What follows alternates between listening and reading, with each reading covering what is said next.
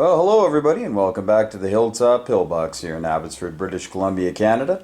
And just getting ready to have a great old round of Historical Board Gaming's 1939 Global War game. I know there's been an awful lot of film out there on the 1936, of which I've put up a bunch of videos as well. And I know General Hand Grenade has been putting up a ton of them, and some other folks are joining in. So I thought, you know what, I'm going to head back to this one here. This one is nestled snugly between Global 1940 and the Global War 1936 games, as far as complexity goes, time, and just variety of units and expansion possibilities. So this one is one of our favorites as our local gaming group because it's pretty meaty, but it's not something we have to play more than once or twice a year in order to remember all the different rules and the intricacies of it. Now, in the past, sometimes I've done a video, and even recently I did a D-Day video, and there was someone had mentioned that, oh, you did that rule wrong. And what happens is, as you well know, is sometimes you get a, you know, you're playing a game and you play it 6 or 7 or 8 times and it seems to always end up the same way. So you make little house rules for your game zone, your meta, I think is one of the words people use. And depending on how well things are going and what tends to happen each game, you sometimes will change the rule set a little bit. And so in this one here, this game is no exception to that. There are a few little house rules that we've put in. There's a couple of spots where the rules might seem a little ambiguous, and we've actually, you know, contacted Historical Board Gaming at times just to get more clarification.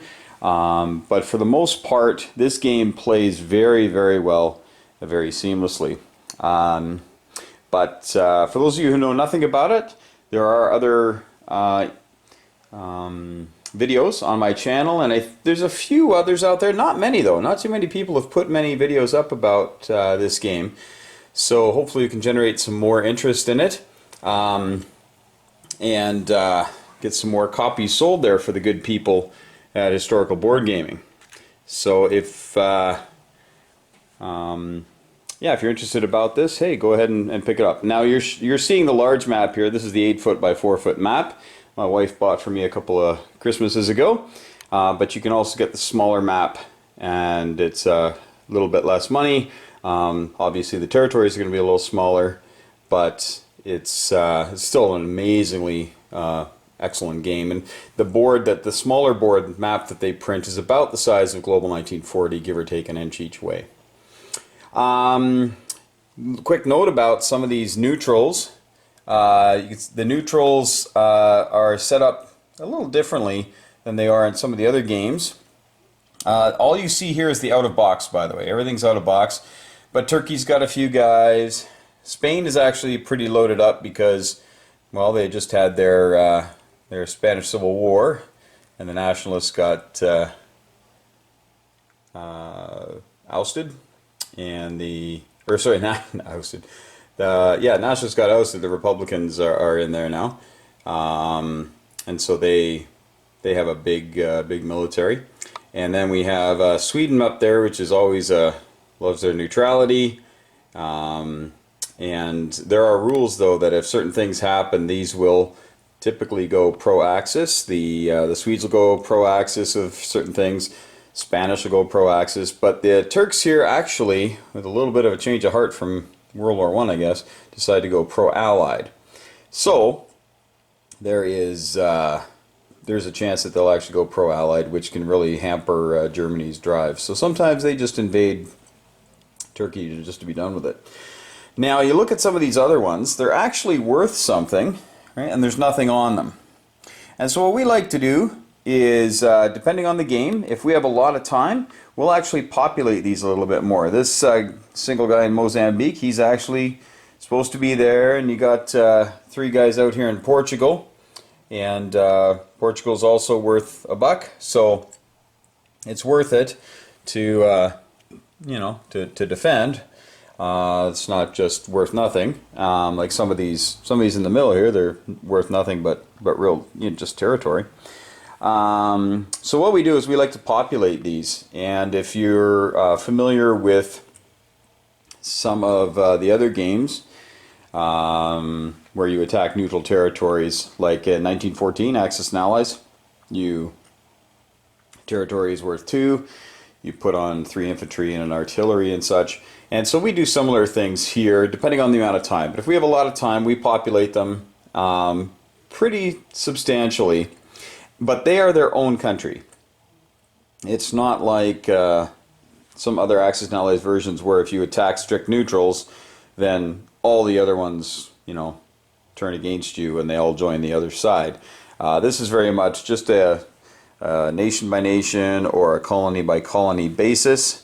You can see that they do have faded symbols on them. There's a faded symbol from Portugal, of course a faded Belgian symbol, which of course the Belgians are not represented on this map. It's all represented by the Dutch.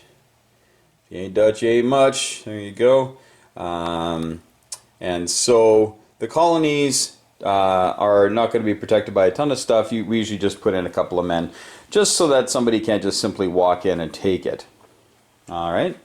Another option you can have for these is we look up historically what they were. And we know that the Belgian Congo was historically allied with the Allies, and so sometimes we'll say, okay, the Brits can just walk in there and take it.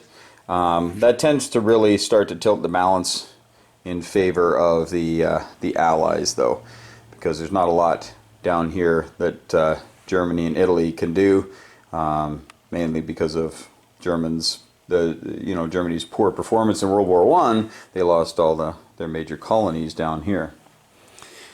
The other thing about this game is that the Dutch have quite a presence here in the South Pacific, and all of this stuff, there's 2 different ways you can play it. When we do the French attack in Paris Falls, you roll for all the ships to see if they get sunk, or if they go Vichy, or if they go Free French, or if they actually become Axis vessels. With these ones down here, you don't actually roll, because the Dutch are definitely allied with the Allies. So if when Germany attacks Holland, they bring the Dutch into the war, and all these ships then will go to the nearest friendly port, which is right there, obviously. And then they are now under control of Anzac. Okay, and they'll move and do everything at the same time Anzac goes. So that's kind of a free fleet. And that really helps out, put some pressure on Japan. Although sometimes what Japan does is it just comes down here and kills this fleet on the first turn and then doesn't have to worry about it. So there's a lot of different options there. China, as you can see, has some interesting things going on. And the Japanese, you're saying, what are you doing putting the red guys there? Well, they're red because they are veteran troops, and you can see some veteran planes. There are 5 veteran fighters, and there are 7 or 10 veteran troops. Veteran troops cannot be built, can't be bought. I guess there's 11 of them. I missed the guy in Hainan there. But you can't build. Once they're dead, they're dead. But they attack much better, defend much better. But you can see there's not a lot of them, and that's all they have on in any sort of a spot to attack. Also, Communist China, I need to populate that, I just noticed. So they are controlled by USSR, so we will put those guys on. They just have an artillery and some men. It's nothing very fancy. And the thing about the Communist Chinese, when they go into a nationalist Chinese territory, it becomes Communist Chinese. All right, so they can glean a little bit more money, but they can still only ever build men. Same rules apply in this for the Chinese as they do in Axis and Allies versions, where if the Burma Road is open, which you can see here spans 5 territories, starting in Calcutta and comes through. If that remains open, they can build artillery during their turn for a cost of 4. Siam is a playable country, and they will join the Japanese on turn 2 or 3. Oh, it's been a while. I've got to look it up again. But they join them pretty early, And the Japanese can really use this as a launching point, especially with the air base. They're then able to start doing some nice bombing runs at Calcutta, and they have quite a reach into the South Pacific to go after any kind of random boats that appear. There is no Mongolian rule in this game, but you do declare war at the beginning of your turn. Unlike in 1936, you can declare war in the middle of your turn. You can declare war in the middle of your combat moves. You can be doing combat moves, and then now we're declaring war, and off you go. In this game, you declare war at the beginning of your turn. Yeah, but there is no Mongolian rule. Mongolia simply defends herself as best she can, and we tend to bulk that up a little bit just to make sure it's not too much of a cakewalk. Apart from that, other differences might be the convoy zones, which you've seen in other iterations of these sorts of games. Any surface warship or submarine just automatically causes that much damage to the economy. So the Americans don't have many. They've only got 3 out here, but they're all worth 5. And then they also have some back here. Canada, as you can see, is also a playable country. They have an economy of 10, which goes up to 13 once Britain's at war, if Britain holds her empire intact, which is tough to do in this game because the Italians are typically able to muster some stuff and cause grief.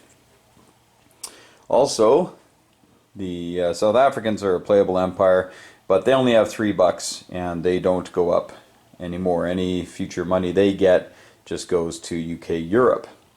You also see there's a German cruiser down here. Of course, that is the Graf Spee, and they tend not to scuttle themselves like they did in the real war. They come out here and take shots at these destroyers and transports and whatnot, trying to be annoying for the first little bit.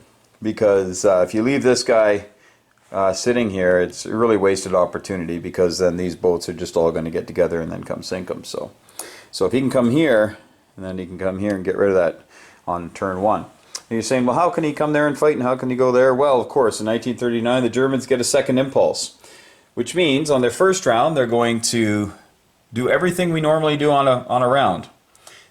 They go ahead and they purchase their units, do any technology they want to do, and then they go ahead and attack. And they attack and capture territory, of course. There's not much really stopping them. And all their subs get to attack and do all their shtick and cause grief all around the area. And then they put their build on, and then they attack again. So typically, on the first round, Paris falls and Warsaw falls, typically. If they leave France intact, that's really, really bad news. And once, as I was saying, once France falls, we roll for all the French vessels, and they could go become British, they could become German, they could become Free French, they could become Vichy, and they could be scuttled. Okay. Now this Marseille here is an interesting option for Germany. If Germany saves $5, then they're able to place some units in there for pretty cheap. Well, for $5, I guess it is. And just going to look it up again. Yeah, so Germany, if they take Marseille and they've saved $5, they're able to place 2 infantry and 1 armor, 1 tank, into Marseille for that $5. But if they don't save the $5 on the first round, then not good for them. So they must have it in their coffers. But they only get that if Marseille becomes Vichy. Well, how does Marseille become Vichy? Well, you actually roll a dice for every single French territory all around the board. And there's some over here too, right? And Syria, of course. And you roll for all of these, and actually there are some islands out here. You say, what's the big deal? Well, you roll for them. 1 to 6 they become Vichy, and 7 to 12 they become Free French. And you might be thinking, Well, who cares about, the New Hebrides and the Fiji? Well, I'll tell you. If those go Vichy, all of a sudden Japanese planes have a place to land. So it's something to keep your eye on in this game. Same with Madagascar. More times than I can count, Madagascar becomes Vichy, and Japanese aircraft. They'll sacrifice a carrier to wipe out a big fleet here, and then they'll just come and land their planes there in Madagascar. Last thing I'll mention for now, or a couple of things, I guess. You've seen the French have the French Foreign Legion here, special troops. There's a number of special troops in this game, but not nearly as exhaustive as in 1936. We also have the minor powers here. So you've got the Finns, okay, up there, and they usually get activated right away by the Germans. And also we have Hungary and Romania and Bulgaria get activated typically by the end of turn 2 by the Germans. They collect all that money, plus these countries have their own economies, and typically Hungary will crank out a man, and Bulgaria crank out a man, and Romania makes $6 per turn, and they'll typically throw some armor in there. So the numbers you see is the amount of money that they produce for the Axis. The other thing is these handy-dandy forts, these fortifications. They're dotted all throughout any territory that's considered hazardous to attack. And so you have, for that in defense, you have to have infantry there though. If it's empty, then the fortress is considered non-defended. You have to have at least one infantry. And then the fortress gets two rolls on a d12, 5 or less.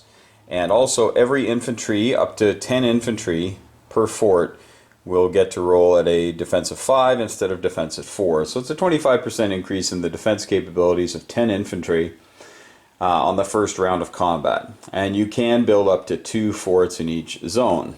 And Switzerland, I'm looking at you. Switzerland's only supposed to have like 5 or 6 guys in there, but we throw like 20 in there and their fighter. So if anybody really wants that $1 that Switzerland is worth, fill your boots. But it's probably not going to end well for you. Yeah, there's a few other neat things that come along.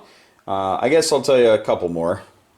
A lot of neat little rules that are kind of coming to me right now that we just do naturally.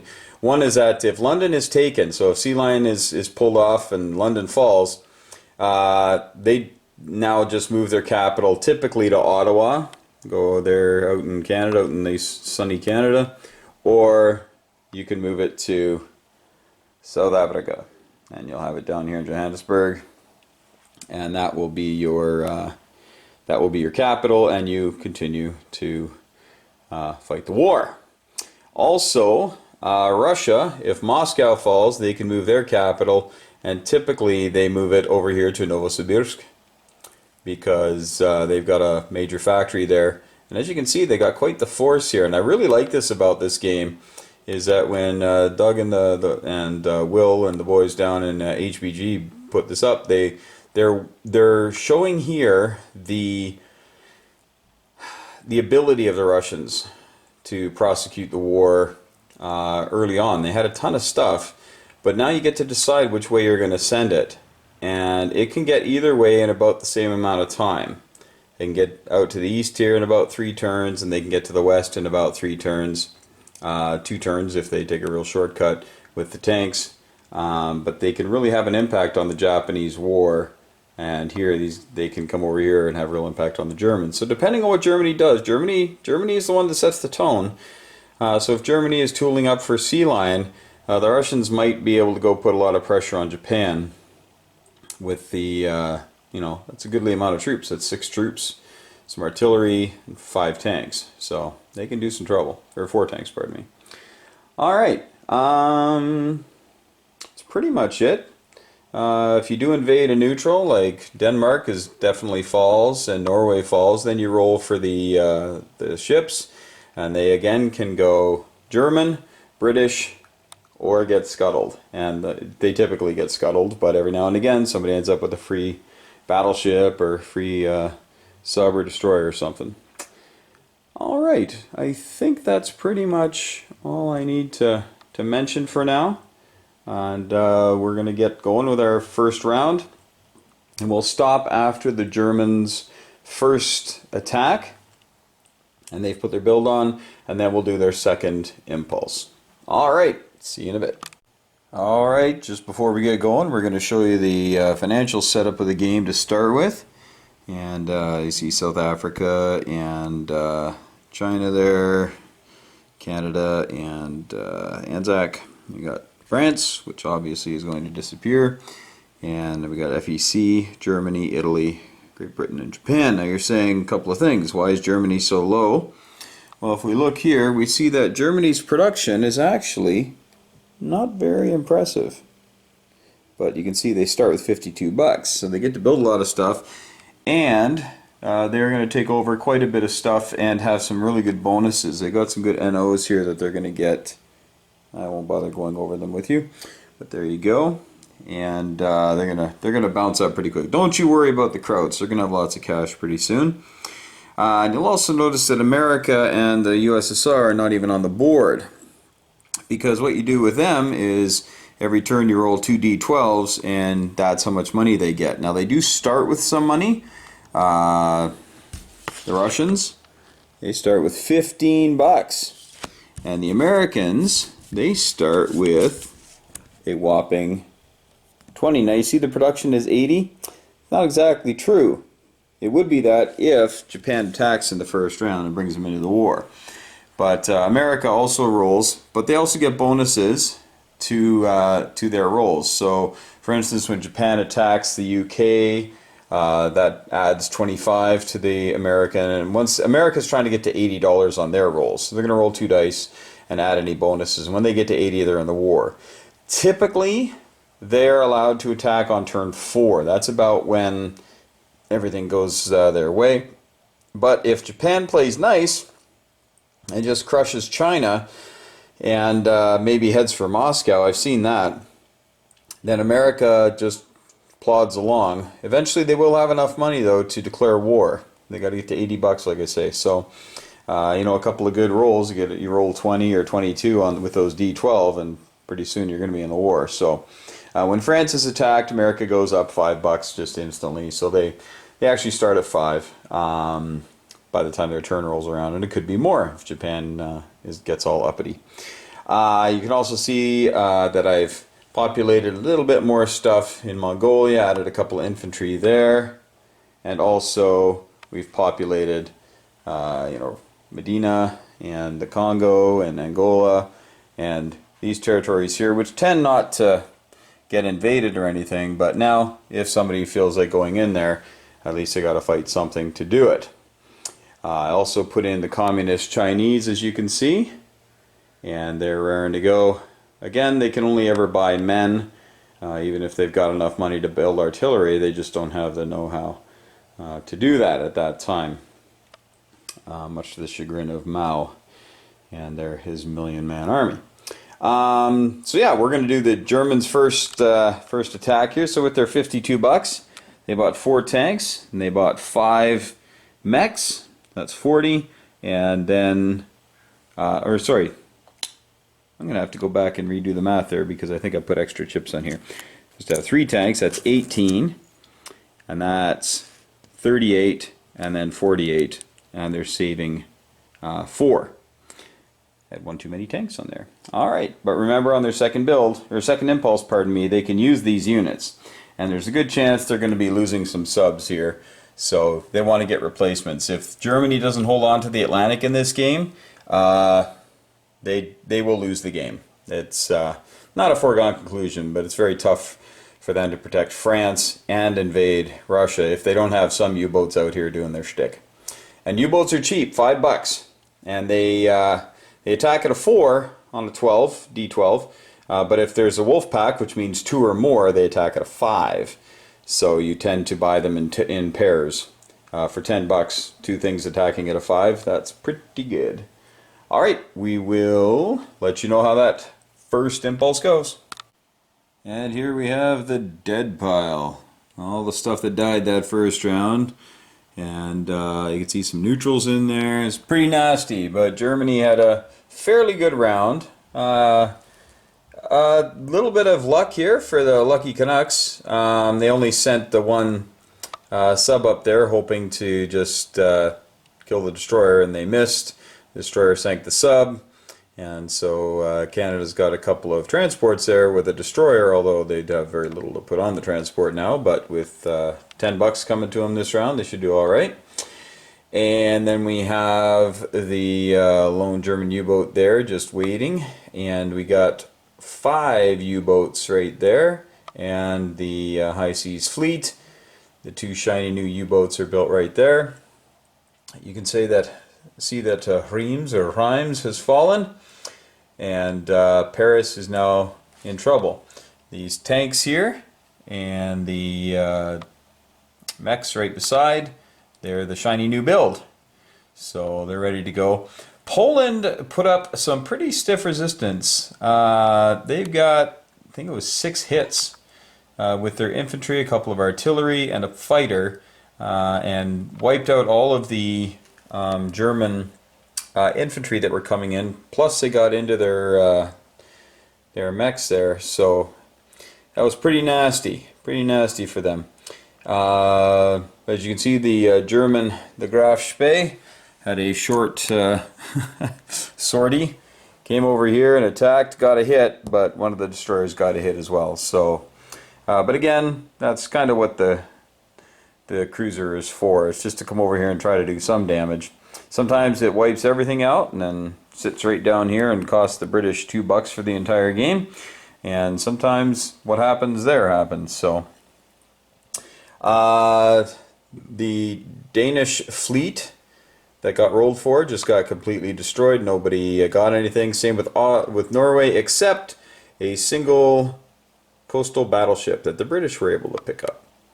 So they don't fight quite as well as regular ones, and they can't move quite as far. They have to stay on the coast, so they can't head to open sea. A little limited there, but I don't think we're going to have to worry about that. I'm pretty sure that those 7 subs and all that other stuff is going to cause some pretty big grief. One of the rules of this game is that planes can only land on territories that they've owned since the beginning of the turn. And we had quite the discussion one time, because now you can see all these planes here. Would they be able to go 1, 2, 3, and then 4 and 5 and land in Oslo because they've owned Oslo? But they haven't owned Oslo since the beginning of the turn, so they cannot. Bombers are okay though; they can go 7, so they're not in the way any kind of trouble, I think. Or did we? No, you didn't put them on the right spot. Okay, so it doesn't look like the bombers can get out there. 1, 2, 3, 4, 5, 6. Oh, they can. So the bombers can get back to Western Germany. Okay, so we'll be all right there. You can see that the Germans also took Hungary and Romania, and they'll also activate Bulgaria fairly shortly. All right. Well, the Battle of Paris is about to happen, and then we'll let you know about all the Vichy rolls. When we come back, all the ships will be rolled for, and all the French territories will be rolled for as well. These fellas here are in a bit of a bad way. They have to be able to go to some place that's considered free French. So if all of these go Vichy, they just get destroyed. And you roll them one at a time. So if this goes Vichy, they have to move. And if this goes Vichy, they have to move. And do they move here? Or do they move here and group up with these guys? But then if that goes Vichy, they've got nowhere to go and they're destroyed. So it's pretty tricky stuff for them, as well as all the French ships, of course. Alright, we'll come back with the results of the second impulse of the nasty Wehrmacht. Alright, well, kind of a messy round, but of course Paris fell. And the Germans even retained a single infantry unit on the attack. And they took Holland as well. Although that one was pretty close, but they used their air power and they were able to crush it in one turn. Lost a couple things, but the sea battle up here went Germany's way as well, although they lost 5 subs and got a tilted battleship out of the deal. but about even hits back and forth. Warsaw fell a little bit more easily. Yeah, that wasn't such a big deal. And also the Germans activated all of Finland when they went into Helsinki with an armor. They can activate the whole thing. So they get $3 more for that. They got another $1 for Narvik, and they get a bonus of 5 for owning Oslo and Narvik, and Sweden remaining neutral. And they also activated Bulgaria. And so if this was the dead pile from round 1, this is the dead pile from round 2. So lots of death in the first round. We're going to clean that up, of course. But things have gone pretty well for Germany, except over here in Poland. They did have a few more losses than they probably wanted to have, but nonetheless, they achieved all of their goals. The ships, though, the Vichy ships, they're rolling for the French ships. Every single one of the ships here got scuttled, and there was a sub here I think got scuttled. This sub went British, and then the British also were able to grab a destroyer and a transport from there. So they now can actually threaten France on the first round, which is pretty rare. Usually the Brits can't do that, so gonna have to be careful. Canadians, of course, have two transports over here. They could put a couple guys on one of them and bring them on over, but probably they'll save that for another day. And the Vichy and Free French rolls actually went a little bit more for the French. They're able to keep all their guys where they're at here, so they didn't have to move them. They probably will next round. But Vichy did get this. Now you think, well, what's the big deal? Well, this territory here could allow, if German bombers are smart, they can come down here and attack any ships, navies that are down here, and they'd have enough legs to get here. Because they could come from Marseille and just go 1, 2, 3, 4, 5, and then land here. And there's nothing to attack them anywhere. The only way that could happen is if this gets activated by the British, which it probably will. The South Africans will probably activate it on this turn, so that might not be a big deal. But hey, these are the things you got to think about, because some games that's open and some games it's not. French Indochina and Saigon got split up, so this automatically becomes Japanese. They can just walk in and take it. They get the money for that. They're going to have to actually walk in to fight that, but there's nothing to fight there. That's something we've discussed quite a bit, and some people really want to load it up and make the Japanese fight for it. But out of box, this is just empty stuff. So we've decided to keep it empty because we don't want to break the game. We have in the past put some guys in there. Japanese still roll over, but they tend to lose a man or two on the way in, and that man or two can actually slow down their fight against China, believe it or not. So we'll see how that goes. And over here, most people like to just roll this as a single territory. But we like to roll it one for each island, and looks like they split it. So, of course, the Anzac can come here and just take that away from the Vichy. It's not worth anything, but it does take away a landing spot for Axis aircraft. All right, so that is the first round, and that takes for the setup, and then Germany's first round, and then their second impulse. It takes about an hour and a half to 2 hours. That's about what it took us, I guess. And that's pretty typical. So if you do play this game, a really good idea is to have the Axis player be whoever's at home. And he or she can set up the table and then just plan out Germany's move, get all the pieces set up, and then when the people show up, just roll dice and you're into it. And have your build ready and all the rest. And be ready to go, because that'll cut down a lot of the time. So if somebody's inviting you over to play Global War 1939, you can say, hey, you're Germany, and they can set up the board the night before, and then like I say, have the first round all ready to go. Saves a lot of time. All right, so we're going to be moving on here. Not sure if you caught it, but here's Here's where the money is now. So Germany went from a production of 24, and they more than doubled it in the first round. So don't worry about them. Like I said, Klaus will be fine. Just going to point this out here. This is, I've shown it on some other videos of mine, but this is from one of my subs, Rob Poole. He put this together on his phone of all things. Really nice research and development chart. You just obviously, you know, if you research something, you just throw your roundel on there like that, and away you go. And texts are pretty simple. You just roll dice, and if you get it, you get it. And dice, or the tokens to do the research, there's two different methods. You either pay for them each round, and they don't stick around, or everybody agrees to just say, hey, you just buy it and hang on to it. And until you research it, you don't have to pay for that anymore. But if I say, you know, I'm going to research radar this round and I don't get it, if I want those freebies, it goes towards radar the next round. I can't switch that technology to a different one. Lots of different house rules, folks. Find the ones that work for you.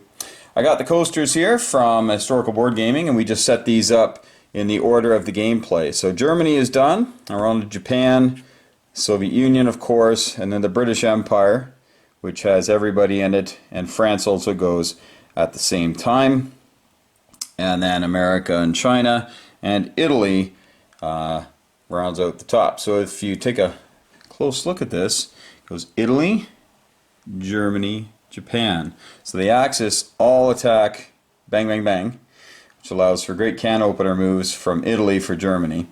But then the Allies also, they get to muster everything they can possibly throw at the enemy, and they are unfettered by worrying about the Axis moves in between. So of course they can set things up, especially in the European theater. Alright, we will let you know how the Japanese and Russian turn goes in just a minute. Alright, well, as you can see, the Axis seem to be doing fairly well. The Japanese were at 41 and they gained 9. We'll show you the buy, though. We've put the factory on already, but I thought we'd leave these guys out here for you. Just some infantry and a couple of the Special Naval Landing Force, SNLF, and they get some bonuses when attacking in amphibious assaults. They cost 3, but you can build only 2 per round. So the Japanese also built a factory here in Shanghai, just to help them out. The veterans went in hardcore into Shenxi and to Kwangtung. Took a couple losses, but thanks to their large transport fleet, they were able to come down here and take Saigon. They activated Siam and took French Indochina. So that's $7 right there, 8 and 9. So they're up to 50 already, and they've got a good force here. Communist China, of course, could come and take these. They'd be dead the next turn, though. So we'll see, though, what the Russian player wants to do on the next round. See the Japanese, they have a bit of a fleet there, and they got a few destroyers down here, but they brought their carriers and their battleships on over to here. And now they are within striking distance of the Hawaiian Islands. Now, something you need to know about the Japanese is when they attack America, on the very first round they attack America, all the American ships don't defend on the very first round. So all of this Japanese stuff would get a free shot. And then on the second round, if there's any American ships left, the American ships all attack at a -2 on the dice roll. So if they roll like a cruiser defends at a 6, now they defend at a 4, destroyers would defend at a 2, subs would defend at a 1, because that's the minimum. It doesn't affect aircraft though, but all the ships take a dirty beating. We got a little ahead of ourselves because it's pretty natural. This all here should still be orange, should still be Dutch, but because this has to be activated, but all it takes is to go like this and it's activated. So we just got a little ahead of ourselves there because you know what it's like when you start, you do the same thing on the first turn every round. The other thing I was going to talk about is the Banzai. Japanese get 3 of these for every round. They can use 2 in a battle. They can't use 3 in one battle. Essentially, the infantry then attack at a 3 on a d12 instead of a 2, but they cannot retreat. They go until they're dead, but hey, they usually survive. Here they lost one, and it's funny, the veteran troops cannot bonsai. I guess they're too smart for that kind of craziness, and yeah, they just hold back and let their new buddies go into the meat grinder, I guess. Speaking of meat grinder, really wasn't much of a meat grinder. This is all the casualties, including Japanese casualties for their attacks. So, almost looks like a little bit of a happy face there. I don't know, is that a nose? There we go. Hey! Kinder, gentler Japan, definitely. But we'll see what round 2 brings. And we'll see if the Soviets are going to do anything with communist China. And we'll see what they do with their mighty force here. We'll see what happens on the Soviet turn in just a moment. Very quickly, something I was going to mention with the Japanese is that their national objectives really encourage them to be in the war. Alright, so they got to go out there and get them. So they have to go control things, they got to declare war on the Western powers if they want to get any sort of bonuses. So I think that was a really smart move. Because sometimes in these sorts of war games they get bonuses for being at peace with America, which does mimic the what was going on, but at the same point then there's much less of a desire of the Japanese player to start mucking it up before he's really ready to do so. But in this game, like, you know what, got to get going if we want those bonuses, and there's really nothing much down here to stop them, and there's a bit of a fleet that the Anzac are going to have, but beyond that, the Japanese could probably kill that in a turn. So, and with the Japanese being here, depending on where this fleet goes, might be within striking distance in a move or two. So, might not be long for this world in any case, but we'll see what happens. See what the Russians and the rest of the Allies do for the rest of round 1. Alright, the Soviet Union is on the board, had a good roll, they rolled a 15, so they need to get to 48 before they can declare war, unless they get attacked, and then they'll immediately get pushed up to 48, and then minus all the territory that the Germans take, of course. They had $15 production to start the game, and so they built these guys here. These are the Russian Guards, and you can build 2 per turn. And they attack at a 3 and defend at a 5 on original Russian territory. So if you send them into Finland or in Germany or something, they're just regular infantry, but they only cost $3. But you can only build 2, and then just a regular medium tank. Well, we'll see what the Russian player did here. He decided to send quite a bit of stuff north, and so bulking up things there, and the build will probably go in Karelia because of that German armor that's sitting in Helsinki. They were able to take the Baltic states, but lost a man doing it, and lost a man or 2 in East Poland, but they were able to take it as well. So they get the $3 for taking that territory, but it doesn't add to their roll of what they get. So it is what it is there. The tanks from Novosibirsk, 3 of them moved west along with 3 men and a couple artillery, but a small contingent moved east. Probably just to see what Hirohito does here. We'll see what happens with them. And the Communist Chinese decided to hold fast for now. I think, did you move it? Yeah. Okay, so he's happy with where they're at. We'll see if the Japanese go after them. Now the one thing in this game is that if the Japanese go after communist China and let nationalist China grow, that can become a real problem. So we'll see what happens here on the Chinese turn, which will be coming up after the Brits and all the rest of the Allies go. But there you have it. So the board is set in Europe now, and we'll just see what the Far East has in store as the game goes along. Alright, so the Russians will have, they saved $3 and they collected 15. Pardon me, they collected 18, so they'll have 21 bucks next round. They can buy a bit of stuff. Alright, we'll see where they're at in a minute. Alright, you see 3 naval ports have been destroyed. Interesting part of this game is called Scorched Earth. And any country can destroy any facility that they have, air base, naval base, factory, any of the other special units, or special facilities that you have, if you don't want the enemy making use of them. And so, because Hong Kong is fairly isolated here, that was a sad story of defense for sure. There were 2 naval bases, one on either side of the sea zone, and so the Brits have gotten rid of those just to deny the Japanese the use of $30 worth of naval ports. And the other one they got rid of was the one in Singapore, of course, because Singapore, just like Hong Kong, is probably not long for this world. The other information that we have on this, I'm not sure if there's much else to tell you. The British moved some guys around. They got New Zealand, South African troops moved up. The British troops spread out here, and because the German cruiser failed to destroy the 2 destroyers and the transport, they came down here and probably going to make a mess of things up around the Horn here. The South African transport, this guy here, was here, and he picked up one guy brought over here to Liberia, so the British were able to take $1 there.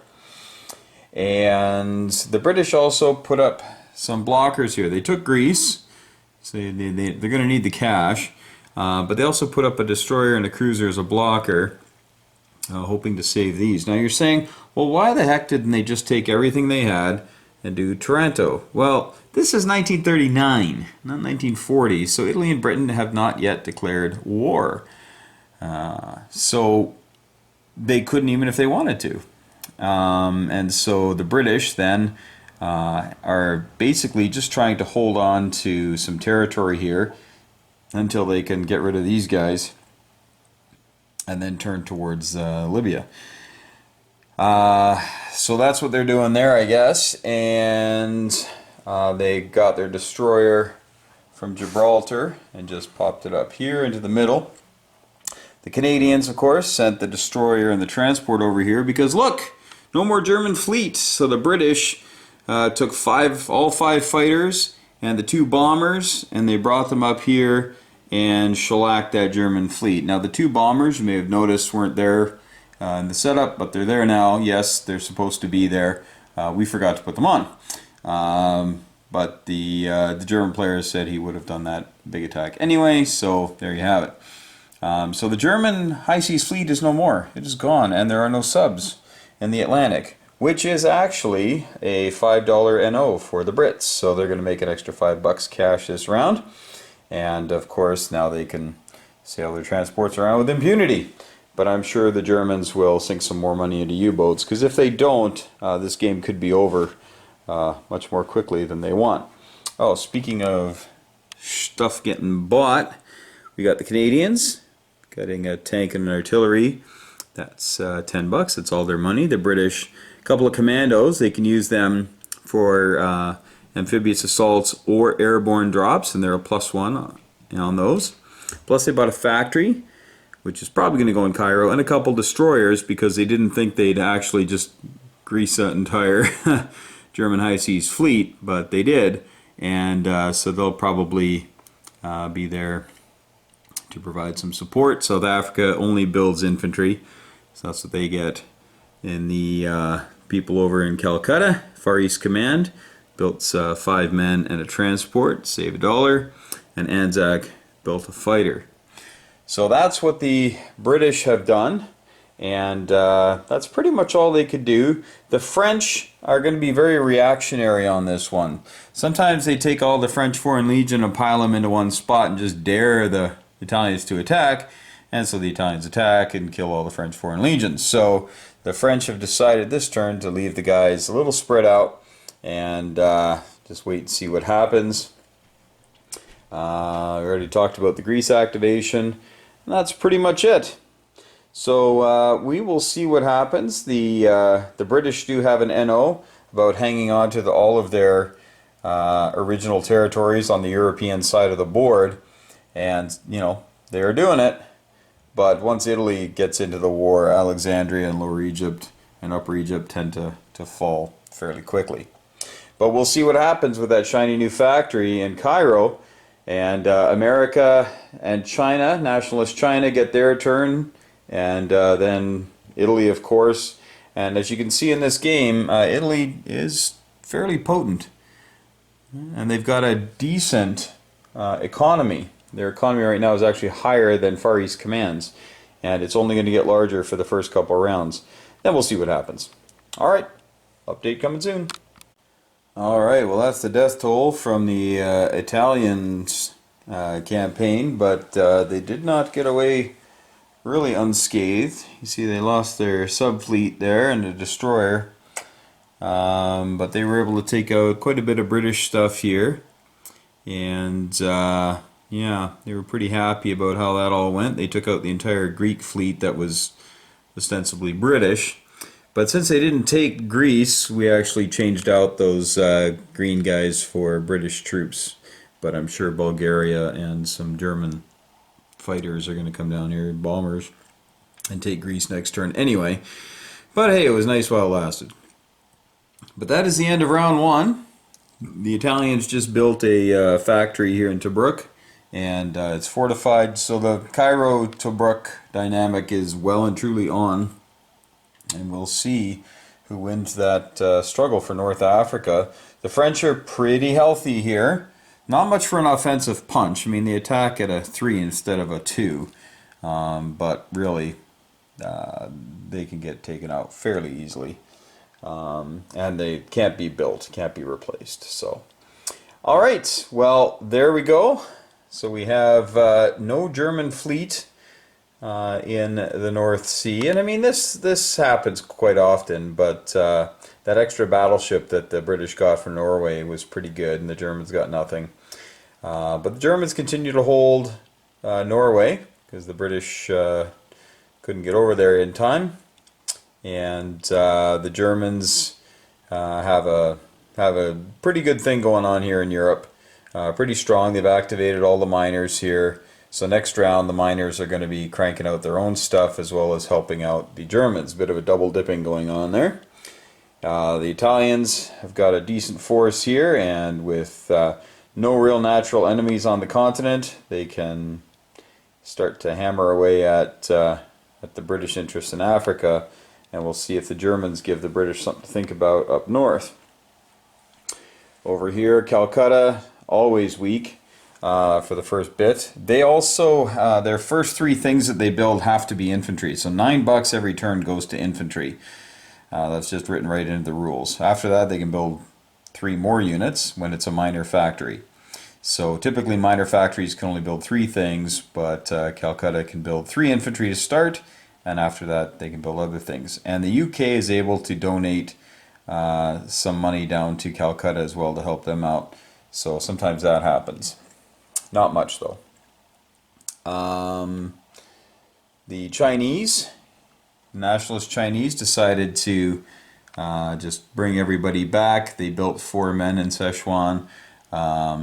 Really looks like they're going to make the Japanese fight for the one big fight instead of nickel and diming them along. So by the time the Japanese get here, there could be another 10 or 12 guys, depending on how long it takes the Japanese, and if they declare war on anybody else.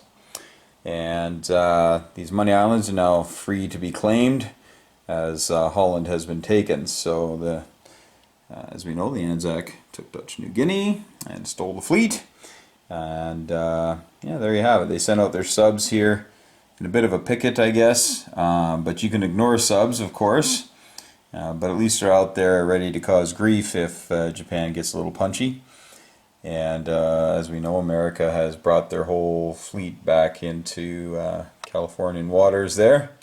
And they're going to stay there unless the Japanese get within 3, and then the Americans will have to disperse. It's kind of funny to watch, actually.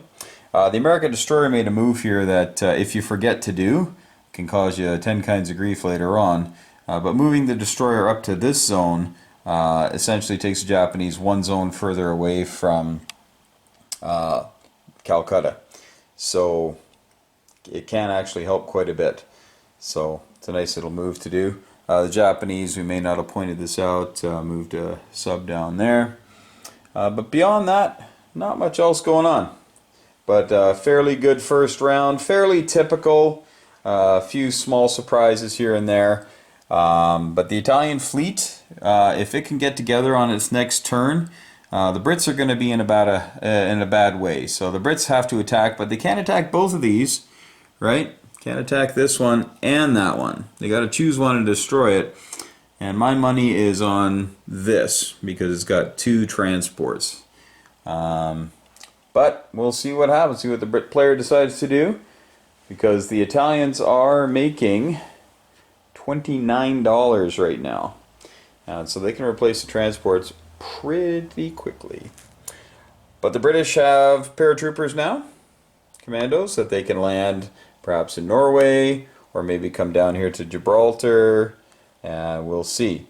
They can only be picked up at an airport though, so don't think that you can, just bomb around in these things, throw them in a bomber and land somewhere in the middle of the desert, then take off again and land somewhere else. You actually have to go to an airfield. So that kind of limits them a bit. They could come down to Malta maybe. Malta's got a nice little airfield. But hey, we won't give away too many secrets with the enemy standing close by. Alright, so we'll see what happens on round 2 here of Global War 1939 from Historical Board Gaming.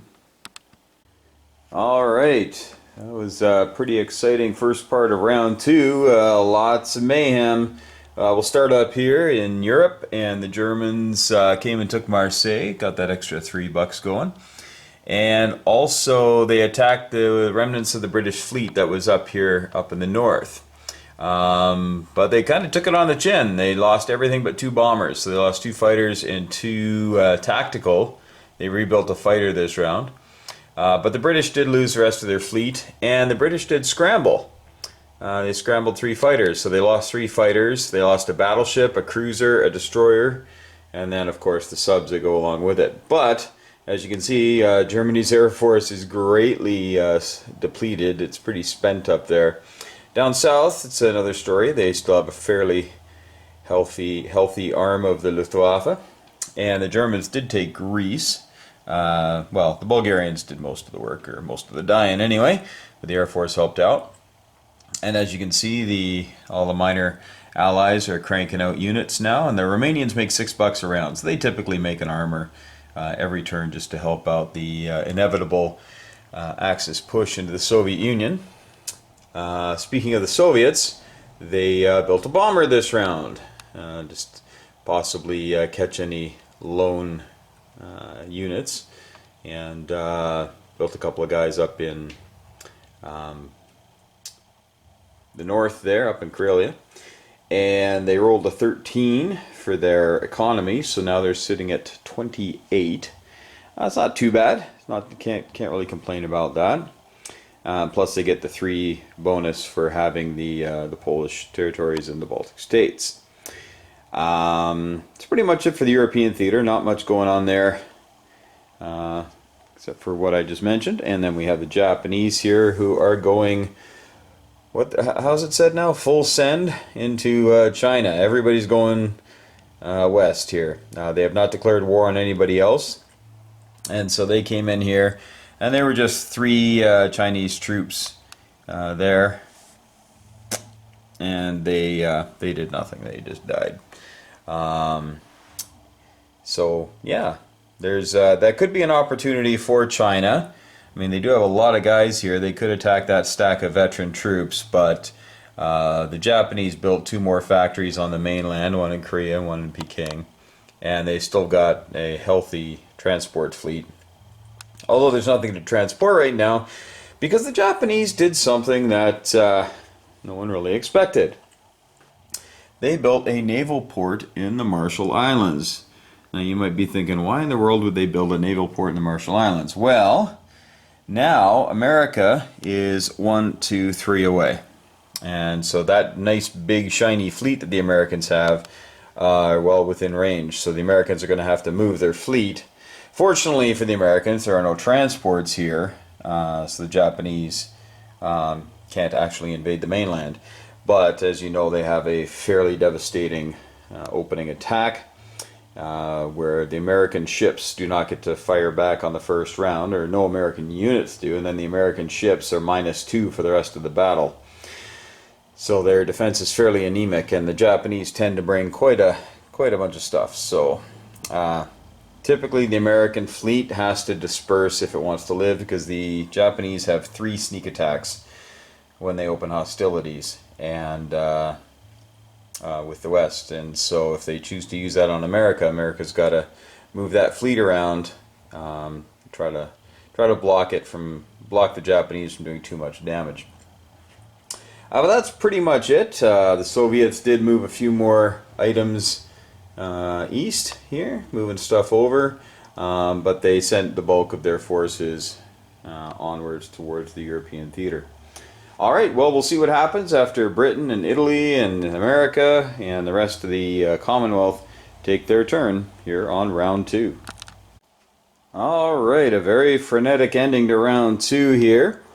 I guess we'll start with the British and the Commonwealth, and yeah, with the 2 bombers and the 2 commandos that they had, they went and killed the single airborne German infantry there and took over Oslo. That takes away an NO for Germany, so they're going to have to do something about it. They do have a transport up there, so that might be an option, but then it's going to be within range. So lots of choices to make for the Germans there. Canadians sent over a man in a tank, and the British brought their destroyers down and ready for any German incursion into the Atlantic. And Italy and Britain. Well, you can see there are no more British surface vessels in the Mediterranean, which is an NO, $5 NO. And what had happened was the British had come over here and they sank everything here, and they actually put a sub in there to convoy the Italians for 3. So the Italians had to break up their small fleet that was left over, so they put a sub and a destroyer in here to kill that sub. And that sub killed both of them, but died on the last round of combat. And this one here went the distance, and you can see right now Italy has no aircraft. They sacrificed their entire air force, a bomber, 2 tacticals, and 2 fighters, to kill a British carrier, a British battleship, and a tactical bomber and a fighter. So that costs the Italians huge. We're going to see if it's worth it. Now, Italy in this game makes more than they do in typical games. In fact, they just collected 35. They have a 5 NO, of course, for no Allied surface vessels. But they also have a starting income of 26. So unlike most games where they get 10 or sometimes 14, they actually have quite a bit of money. But you can see they have very few boots on the ground, as it were. All right, so we'll see what Italy does with their new predicament. The Commonwealth built another troop in South Africa and brought their transport over here. The Allies also came over here, and with their Liberian infantry came and activated Brazil. That's an extra $1 for the Brits. So their economy is not doing too terribly bad either. We'll show you the chart in just a second. Over here we just had Calcutta hang on to most of her money, built those 3 infantry that they have to build, but also took Sumatra just to fill up the coffers a bit. And yeah, Anzacs kind of breaking out like they sometimes do in this game, because Japan has been playing so nicely. They decided to come out here and capture some of these money islands. So they are up and doing well. And their submarines are just out on patrol, having some fun. Again, going to mix things up if they can. And another thing that FEC did to kind of mess things up is they planted a destroyer here.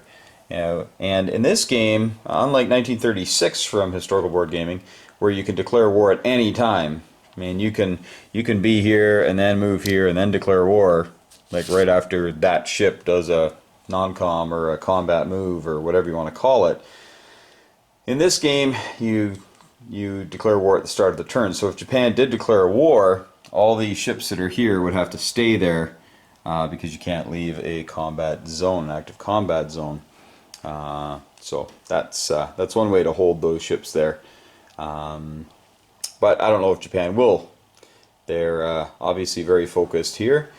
China just built 5 men with its $15 and brought everybody back to Szechuan for their brave, heroic last stand. Communist China was supposed to have gone during the Soviet turn, so we had to back up a little bit. But all they did was go back. Well, they actually literally backed up and just added 1 ship. Communist China can only build men, of course. So they only make $3, so of course 1 infantry. America, knowing that the Japanese now have this shiny new naval port here that will allow them to reach California in 1, decided to throw up some blockers here and keep that fleet safe. Now the Japanese, of course, can spread everybody out, move around, and force Americans to do things. Oh, you can't go there. Yeah, you can't. Oh, we messed up here because that one can't go there. We're going to have to reset that, I think. You're not going to want to leave your fleet there, I don't think. This boat cannot be here. You have to stop next to American sea zone, or American land. So the ship could go here, which I guess it has the same effect. Are you happy with that? Okay. So he's going to go there. That has fairly much a similar effect because it's still 1, 2, 3, and can't get there. All right. Funny enough, though, the Japanese can go wherever they want, and boy, did they ever. All right, so that's pretty much it. We'll show you where the money is right now, and you can see that South Africa holds steady at 3, China 7, Canada's at 10.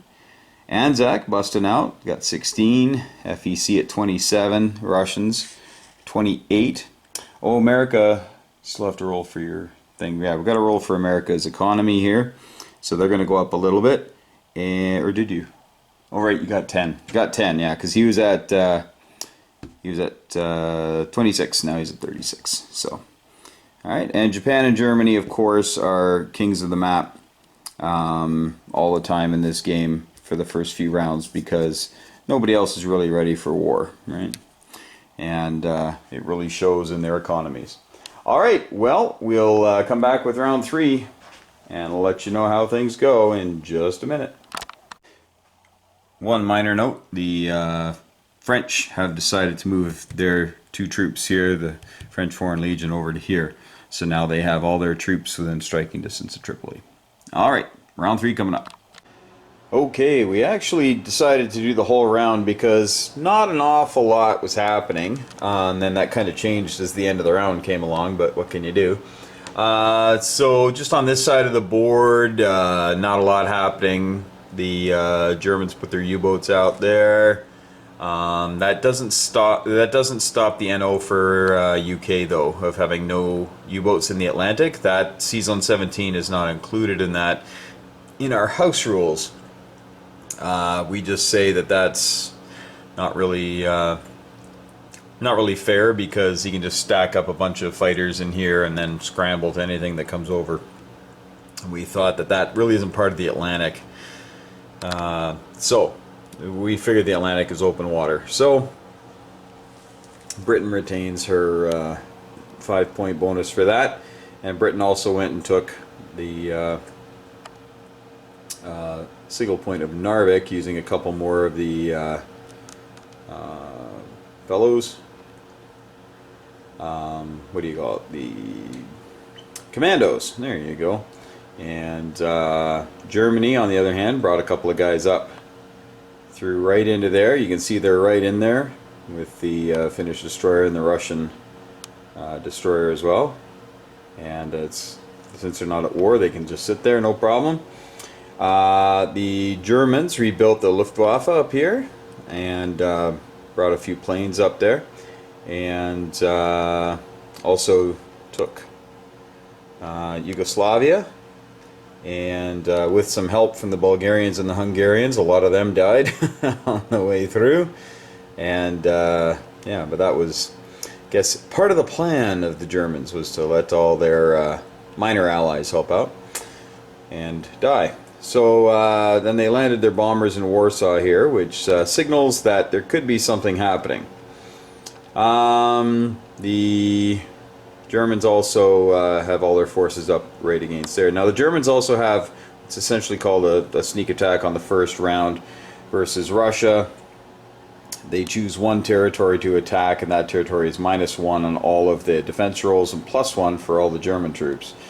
So yeah, it could be pretty devastating. We'll see how that washes out there. Usually that happens here on the Eastern Front, not so much on the North, but the guys are trying something new today. The Russians continue to move things over. They also constructed a fighter in Moscow and brought their tanks over. And in the Far East here, the Japanese finally went and took some communist China. So the communists are down to $1. They still make one man every round. It's they're not tied to the economy, but that area is also worth something to the Japanese as they take it.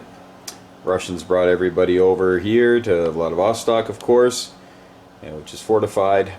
But the Japanese, with their 3 factories, they cranked out 3 mechs here last round. And as you can see, there's quite the conflagration of men and machine here. Now the Chinese have just placed their stuff, and they have 29 infantry and a fighter. And so that's a tough nut to crack for the Japanese, but they might take a shot anyway, because they got to get going here.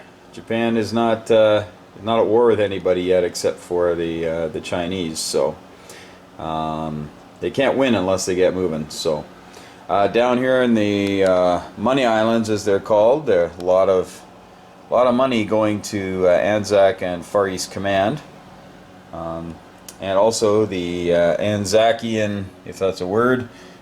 Submarines are out here ready to pounce onto some Japanese convoys, so that could be a problem. Japanese split their forces up a little bit here, and yeah, just running some pickets, I guess. We'll see what happens with that. Over in Africa, little surprise here. The Italians came down here, and instead of attacking the British, they went after the French Foreign Legion, because the French Foreign Legion had brought all 7 guys into eastern Libya here, and so they brought down their transports and they fixed their battleship. They only $1. It was good for them, and yeah, the attack went poorly. They did kill 3 things, but then they lost 4 on the return fire, so they decided to retreat everybody into Cyrenaica, or if you live there, tell me how to pronounce that.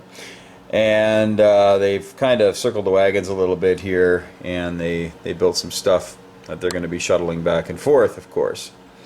The Brits built another 3 tanks in Cairo. Looks like the British are going to be winning the race for Africa, though, unless something really weird happens where Britain's got to start spending money in lots of other places, because they're doing pretty well. They took over the rest of Brazil just by fanning out from Recife. And yeah, so lots of stuff going on there. But as you can see, it was fairly quiet, not a lot of fighting, because Japan isn't mucking it up and Germany isn't mucking it up. It's only Italy that's in a bit of a shooting war right now.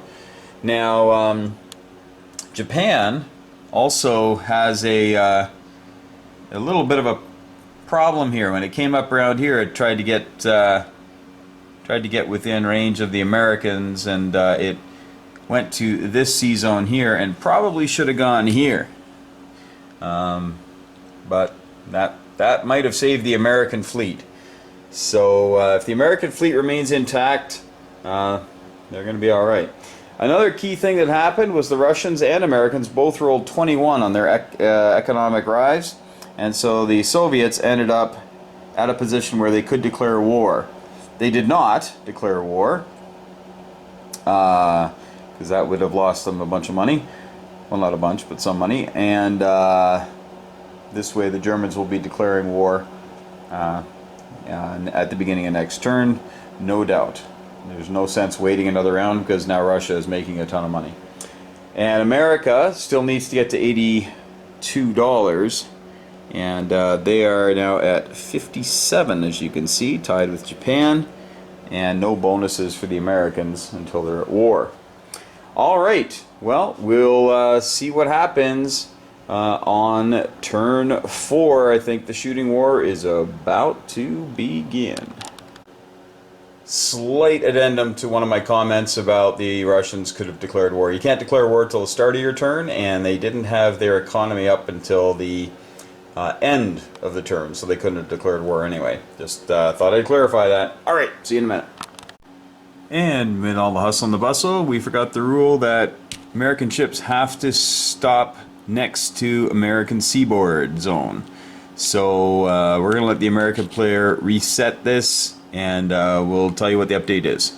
Just a second. Okay, as you can see, we have sent, the American player has sent everything up to the Gulf of Alaska up here. So it's too far away for the Japanese, the main force, to hit it this round.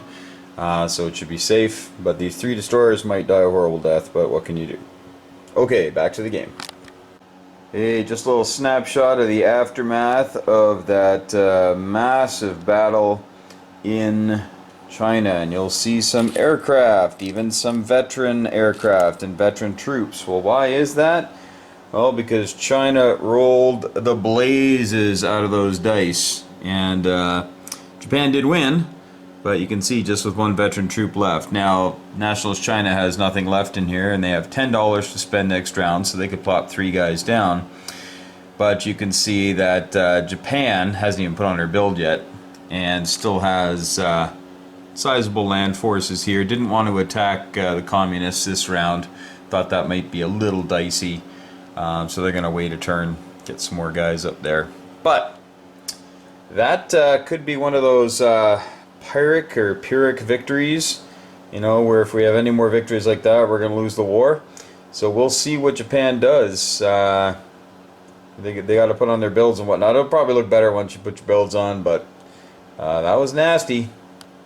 Alright, well, something of a surprise, folks. Looks like the game is going to be called an Allied victory here, just in round 4, which I have never seen in my life. I've seen an Axis victory in round 4, but I've never seen an Allied victory in round 4, and I don't think it's really clear-cut. I think we should keep playing, but as things go with games like this, time is short. And if we look at the Eastern Front, Germany now only has really a couple of territories down here with any sort of real clout. And all they can take are little ones. They can just take ones away from the Russians at this point. And the Russians have some good punchback. And they've already got, you know, 12 or 13 units in Moscow, and they can put 10 men each turn for the next 2 turns at least. And there's nothing Germany can do to stop that. If Germany abandoned Europe completely and just headed right for Russia, it is possible, I guess, mathematically. But they have some growing concerns. So let me just spill it out for you here, or spell it out for you. Alright, even down here, even those Brazilians, okay, they used to be over here. Now they're over here. So that's only 4 guys. Not a big deal, right? Well, the bombers in Gibraltar here, they dropped off these guys in Sardinia and Sicily. So the Italians are down $3 there, and yeah, they can fight and take them back. But the Germans also lost Greece, and there's nothing really in range to take that back as well. So they have 2 transports, but they can't take 3 places back with 2 transports. And the Germans and Bulgarians certainly don't have the time to come down here and do this, although they could. Africa is looking not really good for the Italians right now. The British are cranking out 3 tanks per turn, and are glad to do so. And they could crank out even more. They could use the factory down here in South Africa to crank out 3 more if they wanted to, because they have no worries at home. Let's take a look at the home islands here. Nothing doing in the Atlantic for the Germans. They have done absolutely nothing. They put those 4 subs out, and the Russians killed 1, and the British killed these ones here and didn't take a single hit. That was $20 just flushed down the tube. If we look over here in Finland, oh, by the way, we figured out that these guys had flown too far from here. They couldn't come last turn, so we said they landed there, and now they've walked there. So we've got 4 infantry here. That next turn will likely take these away from the Germans. The Germans cannot reinforce here at all. I mean, they could fly aircraft up there, but what a waste. They'd be completely out of position then. The Russians have taken Karelia back, but they now have no factory there, so they can't load up there either. But they can load stuff up here, and it's a lot easier for them to get things over. Now, the Germans do have a lot of stuff here in Poland. They've got about 10 tanks. And that's where the argument there lies, is that, come on guys, you can keep going here. You got 10 tanks, you got a few more tanks over here, you got some infantry. But the problem is getting into the Russian economy isn't going as quickly as it should be. And the British, as we have seen now, there are 4 transports here. So they can crank out guys and just start landing on the coast and pressuring. And to be honest, it's not outside the realm of possibility that they could land in Reims here, take that, include the Free French. Free French could come down here and take Bordeaux. And then, in a couple of turns after they've landed some stuff here, if the Germans haven't turned these shiny tanks around to attack here, thereby taking away from the Soviet attack, France could be liberated. You get those free units in there, and all of a sudden Germany's got problems, and it's a massive 2-front problem for them. Italy has been neutered significantly, and now it's losing home territories. Not good for them. They're getting squeezed in Africa, as we saw before. Looking over here, Japan, little healthier, but they also see that there's no way on earth they're going to be taking Calcutta, because something interesting happened. ANZAC and FEC declared war on Japan. And you're saying, well, why would they do that? Well, they figured, why not? Because right now they are convoying Japan to the tune of $11, and the only thing Japan could possibly do is come down here with aircraft, and they might lose another aircraft to that destroyer, but they can't deal with these two for at least 2 turns. So that's $16 they're losing. Plus, the Americans here, as bad as this looks here, the Americans are going to be able to spread out. And the Japanese, they have some good hits here, but not as much as you might think, because they can't take hits on the carriers, so they only have 2 tips. And after that, they're losing their stuff. And the Americans built 4 fighters last round to counterattack with. And so it's really, I mean, Japan's not too bad. Japan's not too bad. She built three subs out here to do some convoying of her own, which could definitely cause problems for the Americans, but the Americans can afford it because they don't have to fight in the Atlantic. Britain is healthy, not losing any territory. Now, the one thing about Japan is that China is no longer a problem at all. Just communist China, which will fall in 2 turns, and that'll be that. And Japan will get a couple more and then start marching over. But it is such a long, arduous march before you can have any sort of impact, and you're gaining $0 throughout all that territory. It's $0. Nothing. And Soviets have a major here. They can plant 10 guys there 1 turn if it doesn't look like the Germans are coming, and just snuff that out pretty quickly. I'd like to keep playing, but again, time being what it is, you know, guys are gone already. But that was the consensus, is that the Axis just can't get back into this game fast enough. Britain is just on fire. Britain is doing such a bang-up job. They're actually ahead of America. Now, America hasn't done her die roll for this turn. Well, when Britain is close to Japan in money and having a good time of it, you really, it's not good for Japan's woes. Also here they had their 3 transports and a destroyer, and the fighters came through here and sank all 3 transports. This transport here got sunk. The only transports the Japanese have on the board are up here. They thought they'd be cheeky and go after North America a little bit with some guys, and now they're realizing those transports are going to be needed elsewhere to start taking back all these money islands, which again, because the transports are way out of position, all this money is going to Anzac and Far East. Now Anzac lost a transport that was sitting here, but they figured that was a fair trade. So when they declared war, that sub there obviously sank it immediately. One thing that you may have noticed that we fixed in the interim, there's a carrier down here. I can't build carriers until this is a major, and same in Calcutta, you can't build any capital ships until it's a major factory. And they're both minors right now, but now that they both declared war, next turn they can pump those up to major factories and start cranking out whatever. The Brits also came and got southern Iran. Next turn they'll go up here, grab 4 free infantry, and they could even go and support the Soviet Union that way.